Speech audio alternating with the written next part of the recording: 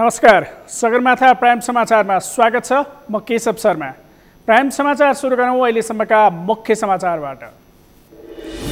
कोरोनाका कारण थप 4 जनाको मृत्यु, ज्यान गुमाउनेको संख्या 56 पुग्यो। आज 224 जना संक्रमित थपिए।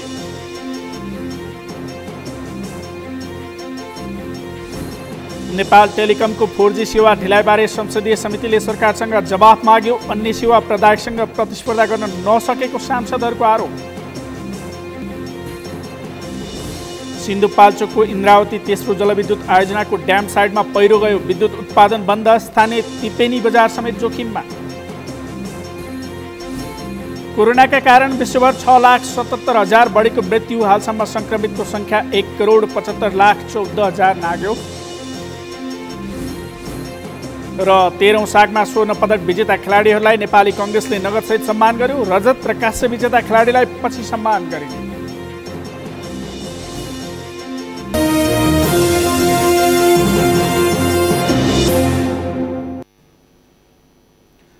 सगरमाथा प्राइम समाचार अब विस्तारमा। रुकुम पश्चिमका सबै कोरोना संक्रमितहरू निको भएर घर फिर्ता भएका छन्।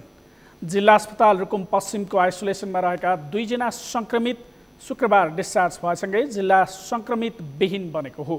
स्वास्थ्य सेवा कार्यालय रुकुम पश्चिमका कोरोना फोकल पर्सन ईश्वर रावलका अनुसार जिल्लाका सबै स्थानीय तहमा गरी 27 जना व्यक्तिलाई कोरोना संक्रमण पुष्टि भएको थियो। यससँगै रुकुम पश्चिममा सक्रिय कोरोना संक्रमितको संख्या 0 भएको हो। जिल्लाको चौरजाहारी नगरपालिकामा 20, बाँफीकोट गाउँपालिकामा 3, सानीभेरी गाउँपालिकामा 2, त्रिवेणी गाउँपालिकामा 1 र मुसिकोट नगरपालिकामा 1 गरी जम्मा 27 जनामा संक्रमण पुष्टि भएको थियो। 8 नगरपालिकामा भने हालसम्म संक्रमण प्रवेश गरेको पुष्टि भएको छैन। हालसम्म जिल्लामा 4,000 बढीको स्वाब सङ्कलन गरेर PCR जाँच भएको छ।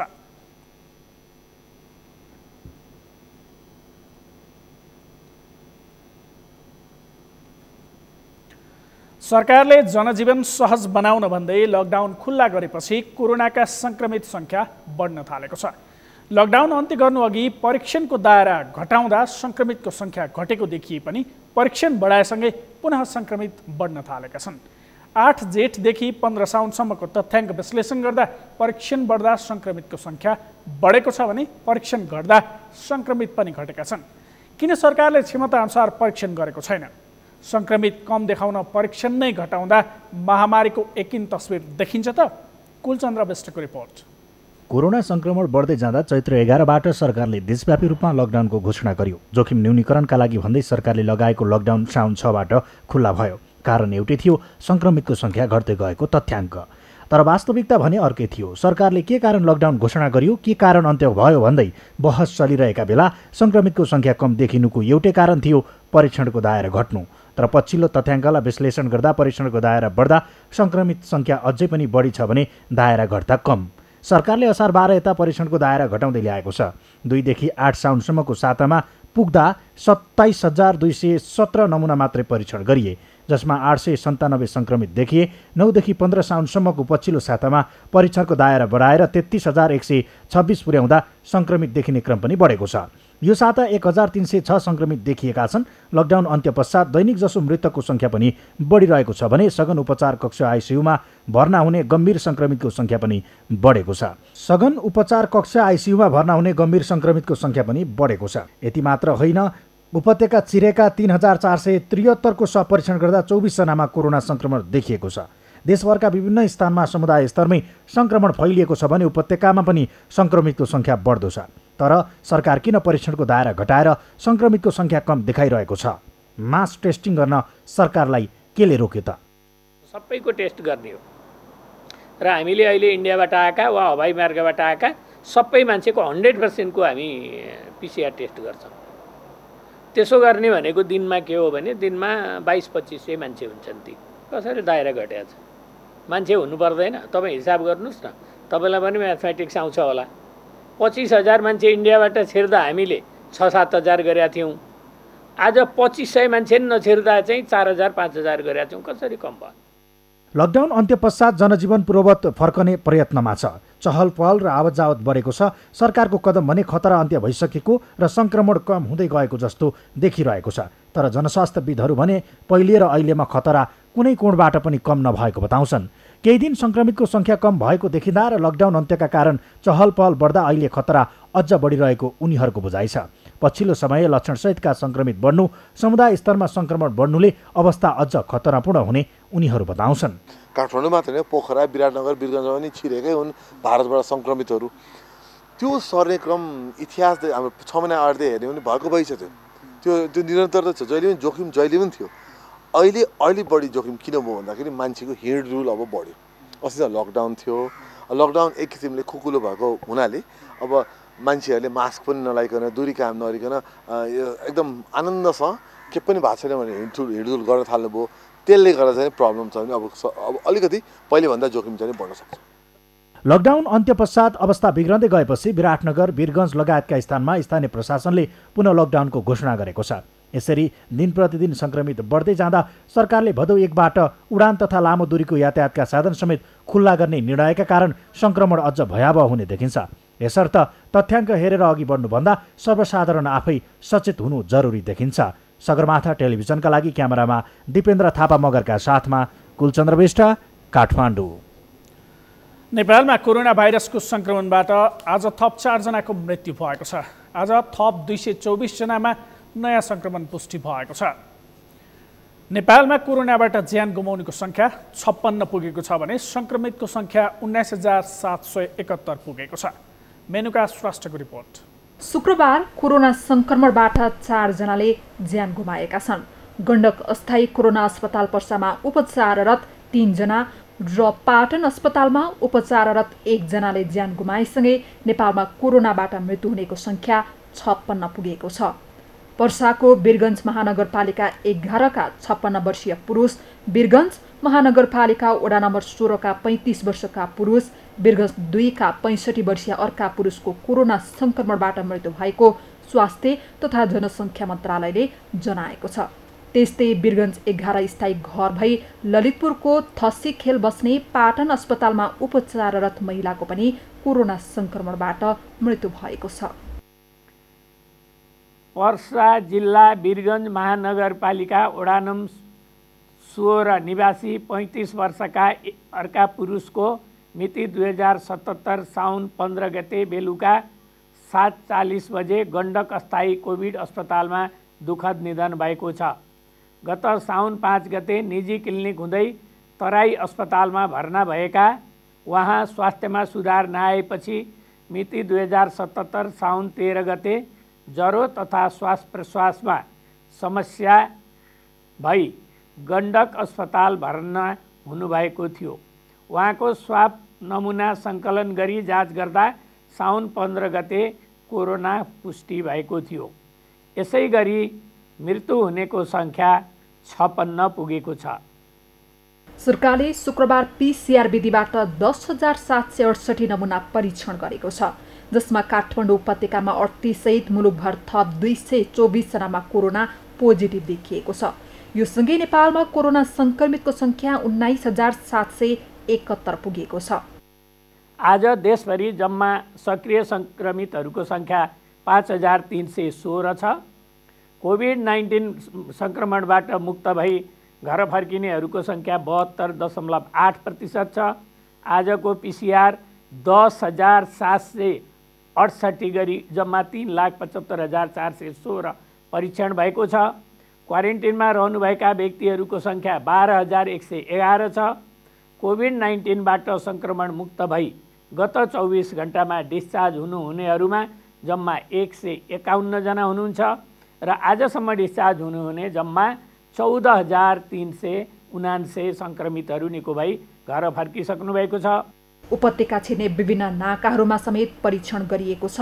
साँगा, फर्पिङ र थानकोट गरी 10,205 जनाको सङ्कलन गरी परीक्षण गरिएको छ।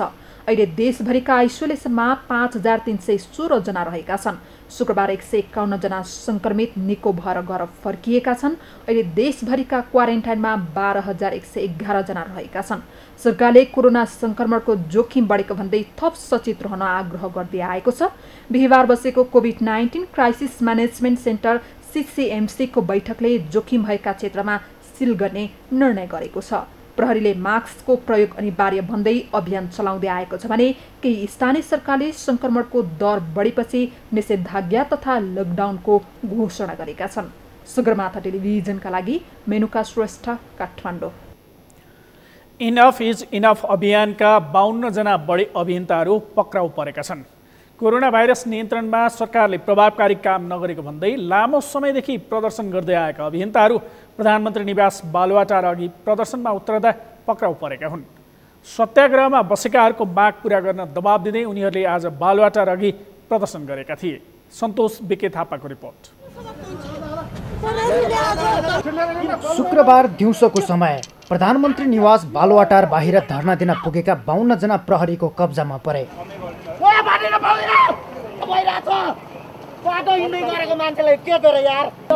कोरोना भाइरसको रोकथाममा सरकारले लापरवाही गरेको, भ्रष्टाचार गरिएको र पर्याप्त मात्रामा PCR परीक्षण नभएको आरोप लगाउँदै प्रदर्शनमा उत्रिएका इनफ इज इनफ अभियान कर्मीहरूलाई प्रहरीले नियन्त्रणमा लिएको हो।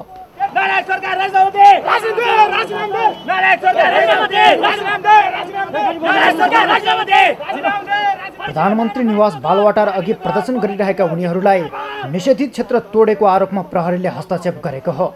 यसअघि परीक्षणको दायरा बढाउने लगायतका विषयमा सरकारसँग 12 बुँदे सहमति गरेको अभियानले सहमति कार्यान्वयन नभएको भन्दै 14 दिन अघिदेखि सत्याग्रह थालेको छ। तर सरकारी स्तरबाट माग सम्बोधनको पहल नभएको र सरकारकै कमजोरीले संक्रमण बढेको तथा नागरिकले ज्यान गुमाउनु परेको सत्याग्रहमा बसेका अभियन्ता यीको भनाइ छ।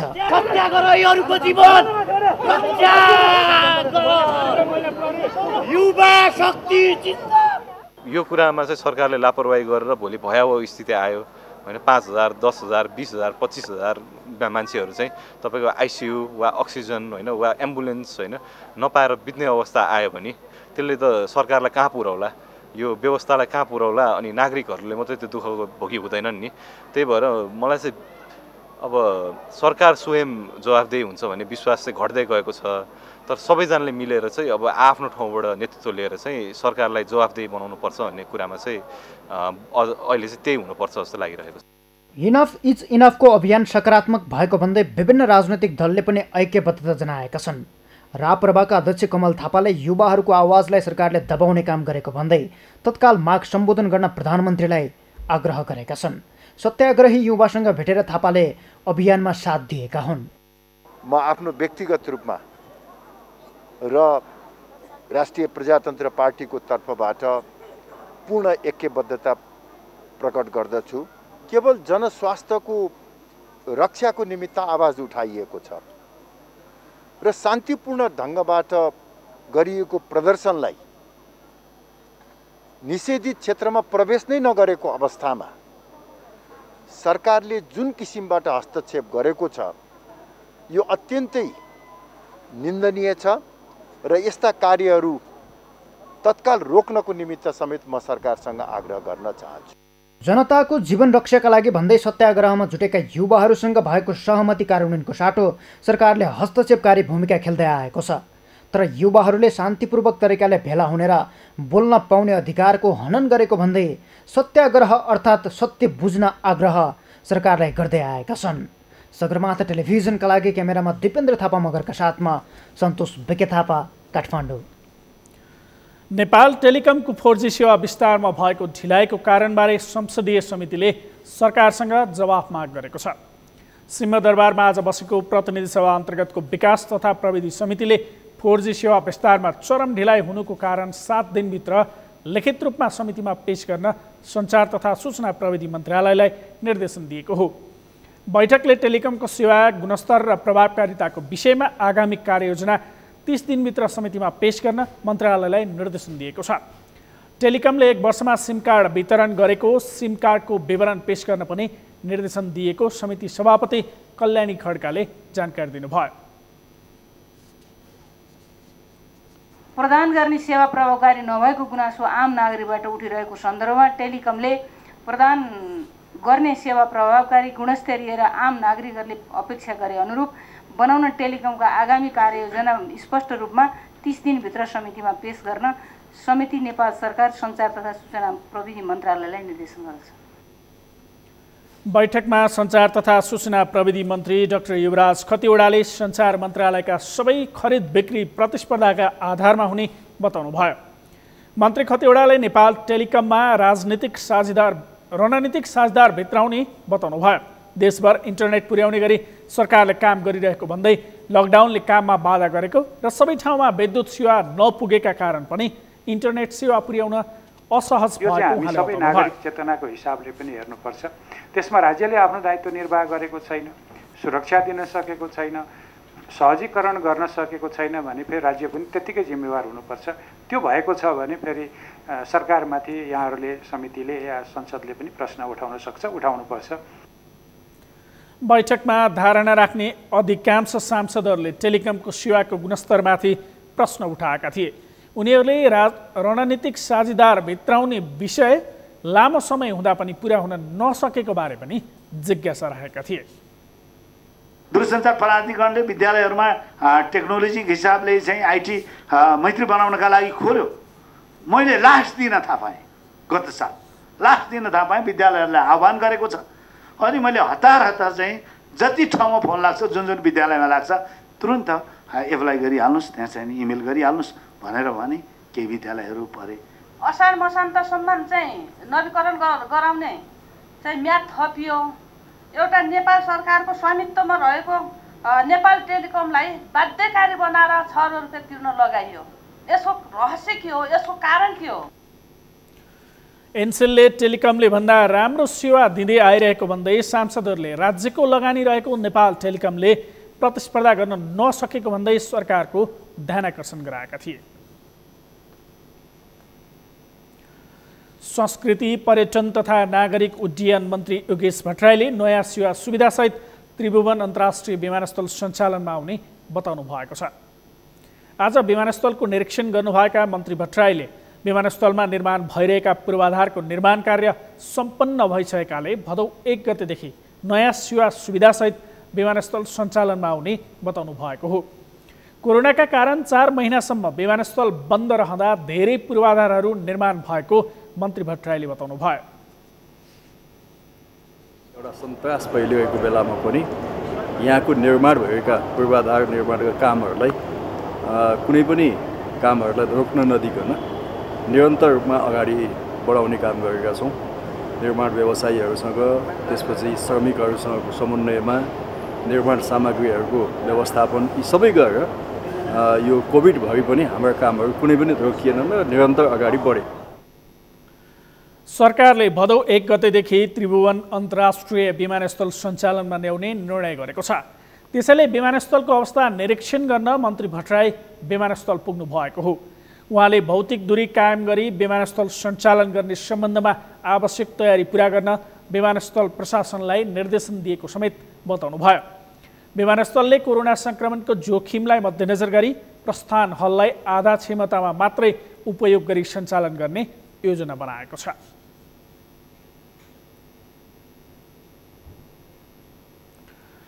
प्रधान सेनापति पूर्णचन्द्र थापाले काठमाडौँ तराई द्रुत मार्ग निर्माणका क्रममा खोकनामा देखिएको समस्याका अदृश्य कारणहरूको खोजी हुनुपर्ने बताउनु भएको छ। रक्षा मन्त्रालयमा भएको एक कार्यक्रममा प्रधान सेनापति थापाले खोकना विवादले फास्ट ट्र्याक निर्माणमा समस्या देखिएकाले विवादका अदृश्य कारणहरूको खोजी हुनुपर्ने बताउनु भएको हो। ट्र्याक निर्माणमा गत वर्ष परामर्शदाता छनौटमा समस्या उत्पन्न भएको उल्लेख गर्दै उहाँले खोकनाको जग्गा विवादले 42% मात्रै भौतिक प्रगति भएको बताउनु भयो। खोकनाको समस्याले गम्भीर बनाएको उहाँले बताउनु भयो। जुन फास्ट ट्र्याक छ केटीएफटी, अब यसको केटीएफटीको के कारणले 42% मात्रै भयो भन्ने सम्बन्धमा अघि आइसकेको छ। कन्सल्टेन्ट छनौटको प्रक्रिया अत्यन्त पीडादायी रह्यो विविध कारणले गर्दाखेरि।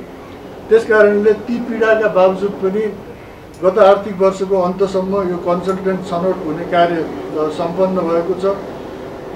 त्यसमा म अरू गहिराईमा जान चाहन्न, तर फेरि खोकनाको जग्गाको कारणले पनि त्यसलाई चाहिँ अलिकति हामीलाई नेपाली सेनालाई र नेपाली सरकारलाई नै यसले गम्भीर बनाएको छ। थापाले सिंहदरबारभित्र रहेको चण्डीदल गणको उचित वासस्थानको व्यवस्था गर्न पनि आग्रह गर्नुभयो। प्रशासनिक निकायभित्र रहेको सुरक्षा निकाय कहाँ बस्ने भन्ने ठेगान नहुँदा अन्य निकायको अवस्था के होला भन्नेतर्फ ध्यान दिन उहाँले आग्रह गर्नुभयो। सगरमाथा प्राइम समाचारमा एकैछिन विश्रामपछि सिन्धुपाल्चोकको इन्द्रावती तेस्रो जलविद्युत आयोजनाको ड्याम साइडमा पहिरो गयो, विद्युत उत्पादन बन्द, स्थानीय तिपेनी बजार समेत जोखिममा। पशुपति क्षेत्र विकास कोषले ल्याएको 100 वर्षे गुरु योजनाको स्थानीयबाट विरोध, धर्म संस्कृति र सभ्यताको विनाश गर्न खोजेको आरोप। र दार्चुलाको महेन्द्र नमुना माविले सहयोगका नाममा अभिभावकसँग बिना रसिद पैसा उठायो, शिक्षा नियमावली विपरीत भएको अभिभावकको तर्क।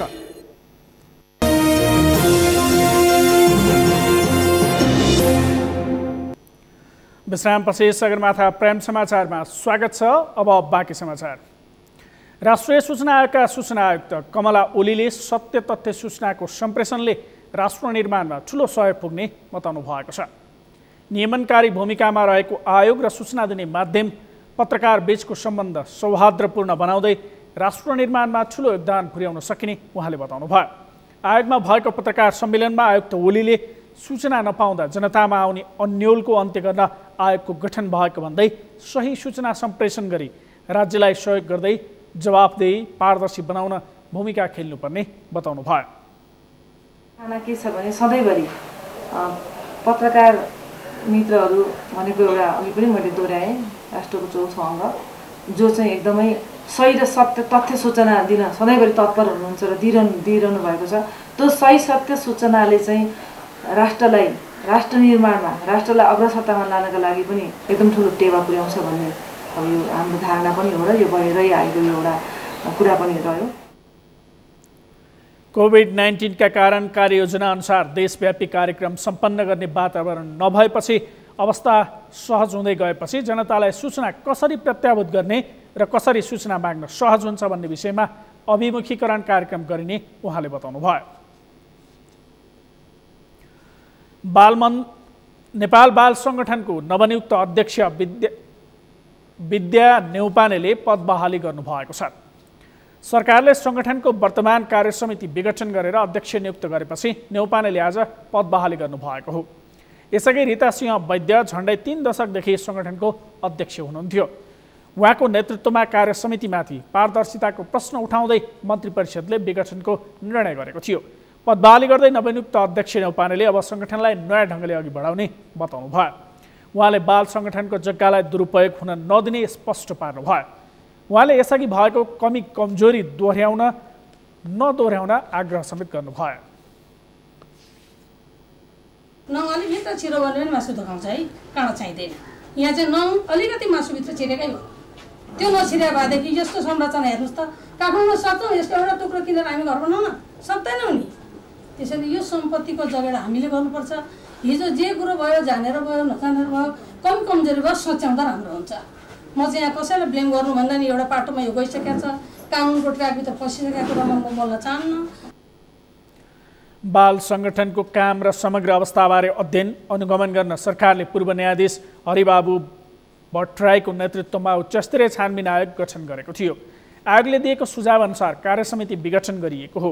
राष्ट्रिय निर्देशक ऐन 2018 अनुसार गठन भएको यो संस्थाको संरक्षक तत्कालीन मोमा बडा महारानी रत्नराज्य लक्ष्मी देवी शाह रहँदा सरकारले सबै जिल्लामा सरकारी जग्गा र भवन दिएको थियो।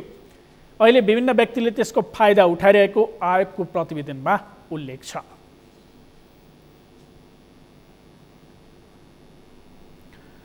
सिन्धुपाल्चोकको इन्द्रावती तेस्रो जलविद्युत आयोजनाको ड्याम साइडमा गएको पहिरोका कारण आयोजनाको उत्पादन ठप्प भएको छ। 5 पोखरी थापाल 8 तिपेनीमा रहेको 7.5 मेगावाट उत्पादन क्षमता भएको इन्द्रावती तेस्रो जलविद्युत आयोजनाको ड्याममा गैराती 2 बजे पहिरो खसेको थियो।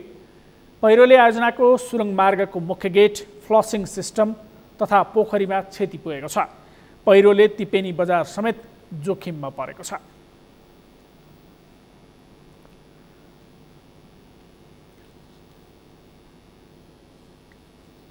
महाकाली नदीमा पानीको बहाव बढेर खतराको बिन्दुमा पुगेको छ। पहाडी जिल्लामा भइरहेको लगातारको वर्षाका कारण महाकाली नदीमा पानीको बहाव बढेको हो। नदी बढेर यसै जोखिम बढिरहेका बेला नदी किनारमा दाउरा सङ्कलन गर्नेका कारण जोखिम अझ थपिएको छ। कञ्चनपुरबाट निराजन ओझाको रिपोर्ट। महाकाली नदीले खतराको सतह पार गरिसक्दा समेत नदी किनारका बासिन्दा भने दाउरा सङ्कलनमा व्यस्त छन्।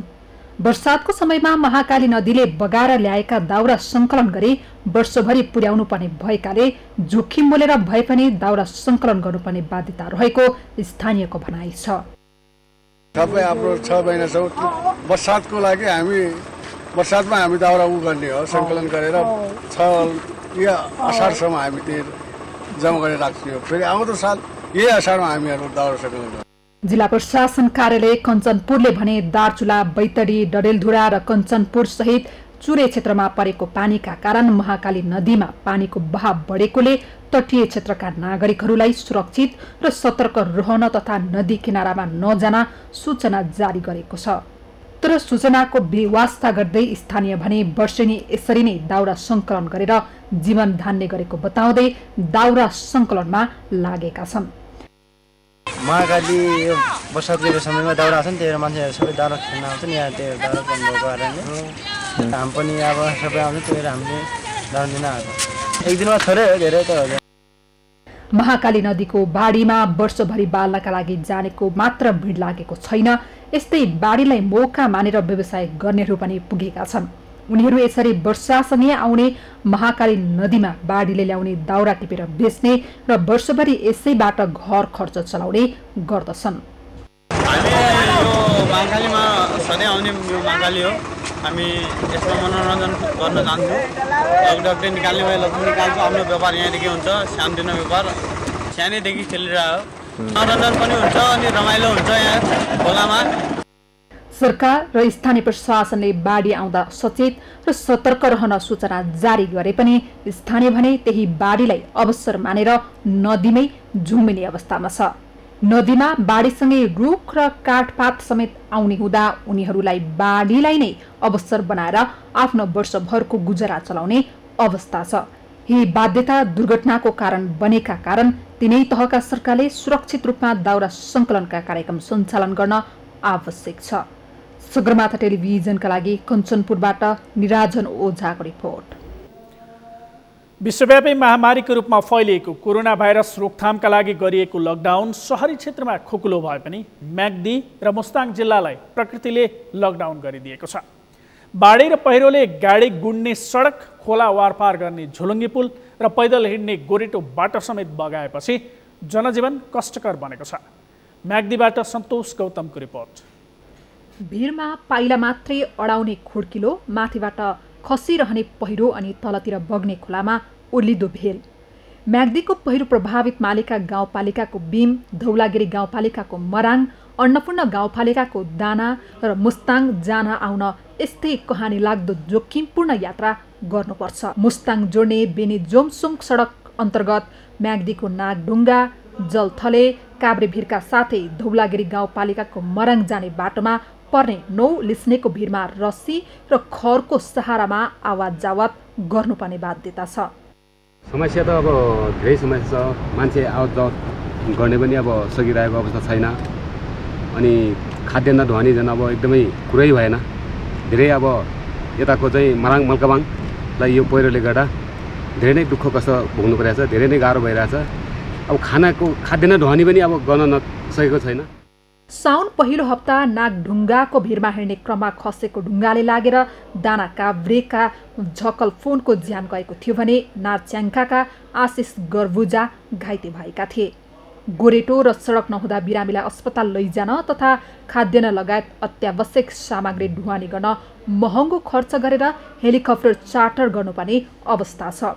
म्याग्दीको सदरमुकाम बेनीदेखि ग्रामीण क्षेत्रमा यातायात सम्पर्क विच्छेद भए पनि पहिरोमा घर बास गुमाएर र विस्थापित भएकाहरूको व्यवस्थापन तथा राहतको काममा कठिनाई भएको छ। अनारो छ, यताबाट पहिरो आएको देखिन्न, उता नि देखिन्न, कता जाने हो कता जाने एकदम।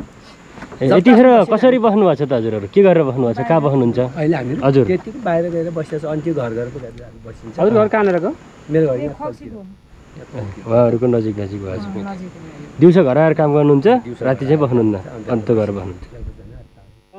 जोखिमबाट भत्किएको छैन। अब घर कुन्चेलाई पनि गएको छ पहिरो। अनि चाहिँ एउटा घरको त अब छेउैमा गइदियो, घरमा त टुक्रुकै छ।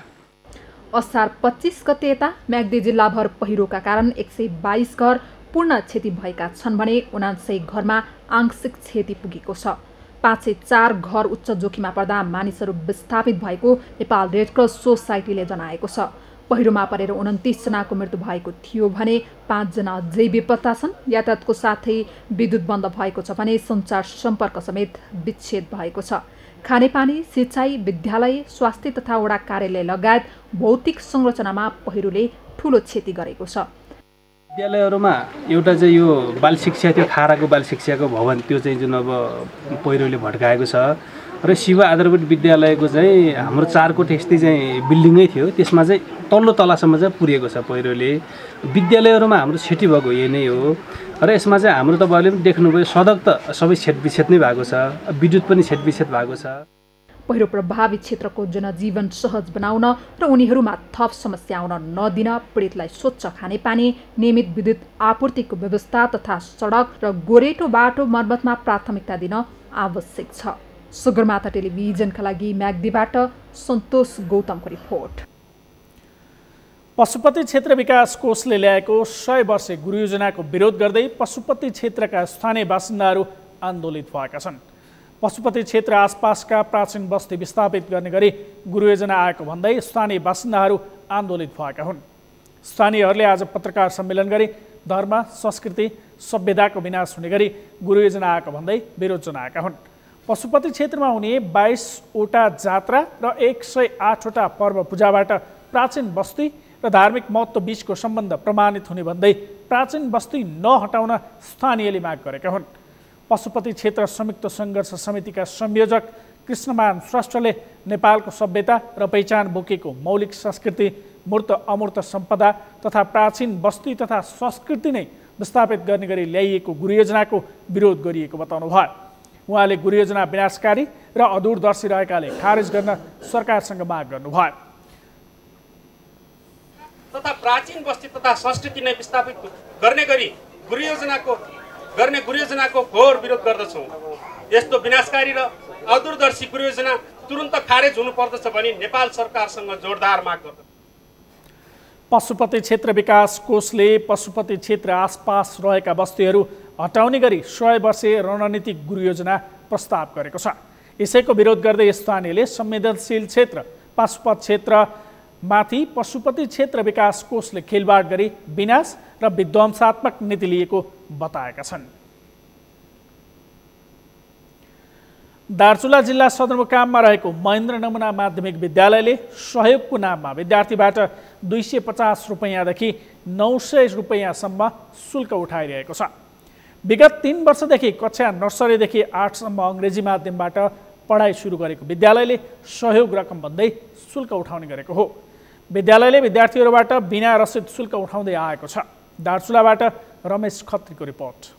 दार्चुलाको सदरमुकाममा रहेको महेन्द्र नमुना माध्यमिक विद्यालयले बिना रसिद सहयोगको नाममा शिक्षकहरूको तलब भत्तादेखि व्यवस्थापन खर्चका लागि विद्यार्थीहरूबाट रकम असुल्दै आएको छ।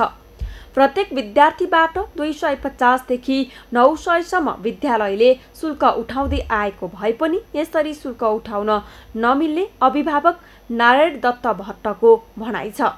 नेपाली र इङ्ग्लिस मिडियम छ, उसको छुट्टै शुल्क होला, उसको छुट्टै शुल्क छ।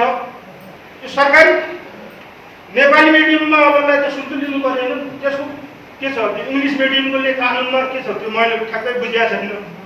मेरो विचारमा त शुल्क लिनु पर्न होला, तर हामी शुल्क लिइरहेका छौँ। शुल्क लिएपछि त हामीले रसिद त लिनु पर्यो नि त, नगदी रसिद। सहयोगका नाममा पैसा असुल गर्नु र अभिभावकहरूमा भार थप्नु शिक्षा नियमावली विपरीत रहेकोले यसरी सहयोगका नाममा कुनै पनि विद्यालयले शुल्क उठाउन नपाइने नेपाल पत्रकार महासंघ दार्चुलाका अध्यक्ष शङ्कर सिंह धामीले बताए। वास्तविक जहाँ जे अभ्यास भएको छ त्यो भन्नको लागि हामीलाई कुनै पनि अवरोध छैन। हामी भन्छौँ यो राम्रो भएन। आज खलङ्गामा यस्तो छ, खलङ्गाको वरिपरिमा अरू स्कुलले पनि थोरै भए पनि शुल्क त उठाइरहेका छन्। शुल्क उठाउने काम हुनु हुँदैन। परीक्षा शुल्कको नाममा पनि थोरै भए पनि 150 रुपियाँ भयो भने उठाइन्छ, त्यो पनि राम्रो होइन। बेला बेलामा अभिभावकहरूबाट शुल्क उठाउँदै आएको बारेमा सरकारवाला निकायलाई जानकारी गराएको भए पनि कसैले ध्यान नदिँदा यस्तो समस्या आएको स्थानीयको गुनासो छ। विगतमा व्यवस्थापन खर्चका नाममा सबै अभिभावकले पैसा सहयोग गरेको र आगामी दिनमा विद्यार्थीको चापलाई मध्यनजर गर्दै उनीहरूको पढाइ व्यवस्थापनका लागि रकम उठाउने गरेको विद्यालय व्यवस्थापन समितिका अध्यक्ष समेत रहेका महाकाली नगरपालिका वडा नम्बर 4 का वडा अध्यक्ष पुष्कर राज जोशीले स्वीकार गरेका छन्। जबकि यो फोरमभित्र उपस्थित केही अभिभावकहरू जानकारी नहुन सक्नुहुन्न र त्योभन्दा बाहेकको जिम्मेवार सबै पक्ष यसका बारेमा जानकार छ। विद्यालयले शुल्क होइन सहयोगको रूपमा विद्यालयले बाध्यतावश विद्यालय सञ्चालन दिइरहेको छ। त्यो सबै जानकारी छ। त्यो जानकारी नभएको पात्र सम्भवतः यो अभित्र छैन, जहाँसम्म मैले बुझेको छु। सबै जानकारी छ। विद्यालयहरूले सहयोग मागिरहेको छ। विद्यालयको समस्या समाधानका लागि स्थानीय सरकारले व्यवस्थापन गर्नुपर्ने भन्दै अभिभावकबाट शुल्क लिनु गलत भएको जिल्ला शिक्षा समन्वय इकाइ दार्चुलाका प्रमुख जयराज पन्तको भनाइ छ। कक्षागत रूपमा रसिद काटेर बच्चाहरूबाट शुल्क लिने कुरा संविधान र कानुन त निश्चित गरिसकेको कुरालाई पुनरावृत्ति गर्नुपर्छ भन्ने पक्षमा हामी कोही पनि हुँदैन। तर विद्यालय सञ्चालनको लागि अभिभावकले दिने सहयोग कुनै कानुनले रोकेको छैन। यसमा पनि हामी प्रश्न हुनुपर्छ। यो प्रश्न कुरा हो। महाकाली नगरपालिकाले नगर क्षेत्रलाई शैक्षिक नगरीको घोषणा गरी विद्यालयहरूमा शैक्षिक गुणस्तर सुधारका विभिन्न काम गर्ने बताएको थियो। महेन्द्र नमुना माविमा झण्डै 2500 विद्यार्थी अध्ययनरत छन्। विद्यालयमा सरकारी दरबन्दी पर्याप्त नहुँदा पढाइ सञ्चालनमा समस्या भएको विद्यालयले जनाएको छ। सगरमाथा टेलिभिजनका लागि दार्चुलाबाट रमेश खत्रीको रिपोर्ट। स्याङ्जाको वालिङमा गए राति जीप दुर्घटना हुँदा एकजनाको मृत्यु भएको छ। वालिङ नगरपालिका बैलटारी बाटे सिर्केकोट मैदान जाँदै गरेको G1 7471 नम्बरको जीप वालिङ नगरपालिका वडा नम्बर 12 को लामपातेमा दुर्घटना हुँदा एकजनाको मृत्यु भएको हो। दुर्घटनामा जीपका सहचालक 14 वर्षीय सुदीप गुरुङको घटनास्थलमै मृत्यु भएको प्रहरीले जनाएको छ। कच्ची सडक र अविरल परेको वर्षाका कारण चिप्लो भएर दुर्घटना भएको स्थानीयवासीले बताएका छन्। सगरमाथा प्राइम समाचारमा एकैछिन विश्रामपछि कोरोनाका कारण विश्वभर 6,77,000 बढीको मृत्यु। हालसम्म संक्रमितको संख्या 1,75,14,000 नाग्यो र 13औं सागमा स्वर्ण पदक विजेता खेलाडीलाई नेपाली कांग्रेसले नगदसहित सम्मान गर्यो। रजत र काँस्य विजेतालाई पछि सम्मान गरिने।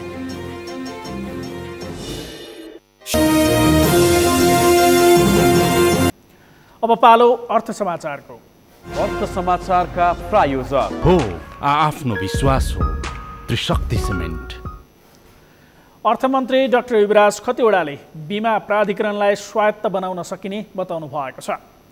प्रतिनिधि सभा अन्तर्गतको अर्थ समितिमा बीमा सम्बन्धी कानुनलाई संशोधन गर्न र एकीकरण गर्न बनेको विधेयकमाथि छलफल गर्दै अर्थमन्त्री खतिवडाले बीमा प्राधिकरणलाई स्वायत्त बनाउन सकिने तर स्ट्याटसलाई माथि ल्याउन नहुने बताउनु भएको हो। उहाँले नियामक निकायको भूमिका, जिम्मेवारी र जोखिम बढ्दै जाँदा अपग्रेड गर्दै जान सकिने बताउनु भयो। प्राधिकरणको अध्यक्षको योग्यता सदस्यहरूको भन्दा एक तह माथि राख्नुपर्ने खतिवडाले बताउनु भयो। उहाँले विशिष्ट श्रेणीमा कम्तीमा 5 वर्षको अनुभव वा उच्च पदस्थ तहमा 10 वर्ष काम गरेको अनुभव भएको व्यक्ति अध्यक्ष बन्न सक्ने गरी ऐनमा व्यवस्था हुनुपर्ने बताउनु भयो। हामी अभ्यासको चरणमा इभल्भिङ छौँ। 35 खर्ब भन्दा बढीको ब्याङ्किङ इन्डस्ट्री लगभग 40 खर्बको हुन लाग्यो। त्यसलाई गभर्न गर्ने केन्द्रीय ब्याङ्किङ प्रणाली र केही खर्बमा मात्रै सुरु हुँदै गरेको बिमाको स्वास्थ्य बीमालाई सामाजिक सुरक्षाको विश्वव्यापी अवधारणाको रूपमा नेपालमा लागू गरिएको मन्त्री खतिवडाले बताउनु भयो। उहाँले सबै नागरिकको अनिवार्य स्वास्थ्य बीमा गर्ने उद्देश्यले स्वास्थ्य बीमा बोर्ड स्थापना गरिएकाले अहिले नै खारेज गर्ने गरी ऐन ल्याउन नहुने बताउनु भयो।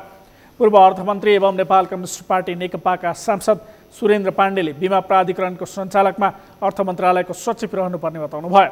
उहाँले विश्व बैंक र अन्तर्राष्ट्रिय मुद्रा कोषले केन्द्रीय बैंकलाई स्वायत्त बनाउन जोड दिने भएकाले नेपालमा पनि राष्ट्र बैंक स्वायत्त भएको तर बीमा क्षेत्रमा अन्तर्राष्ट्रिय सङ्गठन बलियो नहुँदा नियामक निकाय पूर्ण रूपमा स्वायत्त हुन नसकेको बताउनुभयो।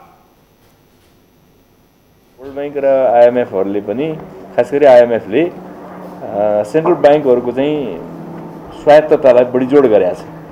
यो खालि हाम्रो सरकारको मात्रै कारणले मात्रै भन्दा उनीहरूको पनि त्यसमा जोड भएको हुनाले कयौँ ऐनहरू चाहिँ उनीहरूले पनि त्यसमा चाहिँ हामीलाई चाहिँ पुस गर्छन्, यसो गर्नुपर्छ, उसको स्वायत्तता चाहिन्छ भनेर त्यस आधारमा पनि राष्ट्र ब्याङ्क ऐनहरू चाहिँ बन्दै गरेका छन् होइन। सुधार हुँदा पनि त्यो कुराले काम गरेका छ। पूर्व अर्थमन्त्री एवं नेपाली कङ्ग्रेसका सांसद ज्ञानेन्द्र बहादुर कार्कीले विक्रम सम्मत 2049 सालमा बिमा ऐन जारी हुँदा बिमा समिति पूर्ण स्वायत्त रहेको तर पछिल्ला समयमा बिस्तारै स्वायत्तता गुम्दै गएको बताउनु भयो।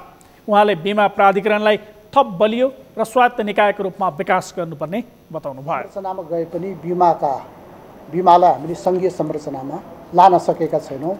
त्यतातर्फ हामी अहिले विधेयक बनाउँदै गर्दाखेरि त्यतातर्फ ध्यान हामीले दिन सकेनौँ भनेदेखि यसको जुन प्रभावकारिता छ त्यो प्रभावकारिता नरहन सक्छ। त्यसैले सङ्घीय संरचना अनुसार पनि यसलाई अगाडि बढाउन उचित हुन्छ भन्ने कुरा मलाई लागेर यो कुरा म राख्न चाहन्छु। बैठकमा सांसदहरूले बिमाको पहुँच सबै क्षेत्रमा पुग्ने गरी बिमा प्राधिकरणको परिकल्पना गरिएकाले यसलाई स्वायत्त र बलियो बनाउने गरी ऐनमा व्यवस्था हुनुपर्ने बताएका छन्। नेपाली सेनाको सैनिक कल्याणकारी कोषले कोषको रकम 38 अर्ब 57 करोड 61 लाखबाट बढेर 45 अर्ब 86 करोड 50 लाख पुगेको जनाएको छ। कोषद्वारा आज सैनिक मुख्यालय जङ्गी अड्डामा आयोजित पत्रकार सम्मेलनमा कोषका निर्देशक सागर बहादुर केसीले कोषको रकम 18.90% वृद्धि भएको जानकारी दिनुभयो। मुलुकका क वर्गका विभिन्न बैङ्कमा उक्त कोषको रकम 45 अर्ब 86 करोड नगद मौजात निक्षेप रहेको छ। कोषको यथार्थ सम्पत्ति भने हाल 51 अर्ब 61 करोड 4 लाख रुपैयाँ पुगेको छ। केही वर्ष अघिसम्म कोषको 85 करोड निक्षेप जोखिममा रहेकोमा अहिले घटेर 5 करोड 2 लाख 66 हजार रुपैयाँमा झरेको छ। कोष अन्तर्गतका निकायको फर्छ्यौट गर्न बाँकी बेरोजु अब 7 करोड 43 लाख 94 हजार रहेको निर्देशक केसीले जानकारी दिनुभयो। उक्त कोषको गत आर्थिक वर्षमा 12 करोड 70 लाख 23 हजार रुपैयाँ बेरोजु फर्छौट भएको थियो। मसान्तसम्ममा रु 38 अर्ब 57 करोड 61 लाख रहेकोमा यस वर्ष ऐतिहासिक रूपमा 18.90% अर्थात् रु 7 अर्ब 29 करोड 19 लाखले अभिवृद्धि भई रु 45 अर्ब 86 करोड 80 लाख पुग्न गएको छ।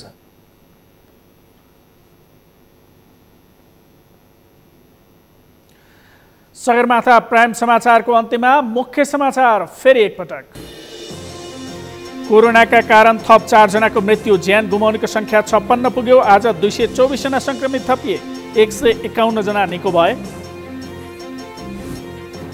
नेपाल टेलिकमको 4G सेवा ढिलाइबारे संसदीय समितिले सरकारसँग जवाफ माग्यो। अन्य सेवा प्रदायकसँग प्रतिस्पर्धा गर्न नसकेको आरोप। सिन्धुपाल्चोकको इन्द्रावती तेस्रो जलविद्युत आयोजनाको ड्याम साइडमा पहिरो गयो। विद्युत उत्पादन बन्द, स्थानीय तिपेनी बजार समेत जोखिममा। कोरोनाका कारण विश्वभर 6,77,000 बढेको मृत्यु, संक्रमितको संख्या 1,75,14,000 नाग्यो। र 13औं सागमा स्वर्ण पदक विजेता खेलाडीहरूलाई नेपाली कङ्ग्रेसले नगदसहित सम्मान गर्यो। रजत र काँस्य पदक विजेता खेलाडीलाई पछि सम्मान गरिने।